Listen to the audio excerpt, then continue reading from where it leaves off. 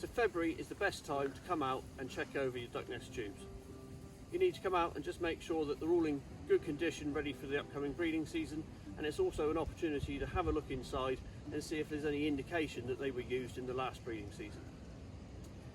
So today I've come out, this was a relatively new tube so it didn't need too much work, but I've just stuffed extra hay down between the layers of mesh here to cover up any holes in the top here. You may find a bit of moss on the top which isn't very good for the hay, so just might have to drag a bit of that out, replace it with some fresh hay. Provided the tube's in good condition, you can do this out on the water absolutely fine.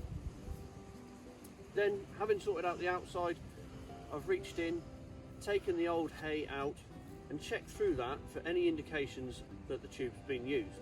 So I'm looking for feathers there and old eggshell. If you find it, absolutely fantastic. That means your duck nest tubes are working well. If you don't find any, please don't be disheartened. It can take a couple of years for the ducks to get used to the tubes being on the water. They tend to return to their original point of birth. Having checked over the old hay, which I'm not going to throw in the water, I'm putting that on the bank because I don't want to put that extra nutrient mass into the water, it's not good for it. I'm then re-topping the tube up with some fresh hay. I recommend quite a bit. Heap it up in the middle of the tube, in the centre part of the tube, so there's plenty of hay there for the duck to make a nest with, but leaving plenty of room in the end of the tube for the duck to get into.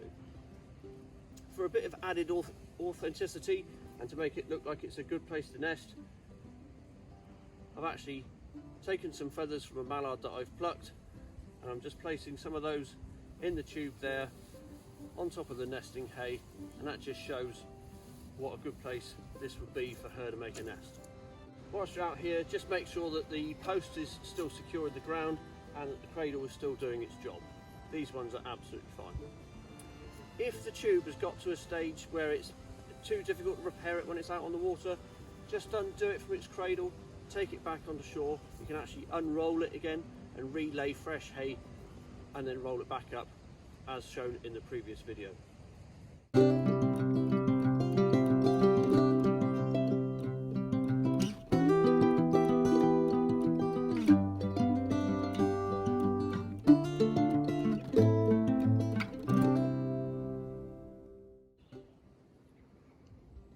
As well as maintaining your duck nest tubes, now is also the time to look at maintaining your predator control.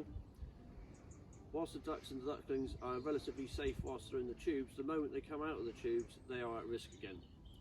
So if you've got feed bins around that might attract rats, let's do something about the rats. If you see mink prints around the edge of the pond, let's get some mink traps out there. Larsen traps are a really useful tool around the pond, and now's the time to get those ready. On top of our predator control is also the habitat management. It's easy to forget that trees grow out over the pond and it becomes very dark. So we need a balance of light and dark around the pond, and all the vegetation around the pond needs to be maintained in a balance. We need a bit of everything if we can. But now is the easiest time to cut back any trees that are overhanging and start cutting back the bramble. You may need to come back and do some more work later in the season after the breeding, but if you start now, that will make that work later on so much easier.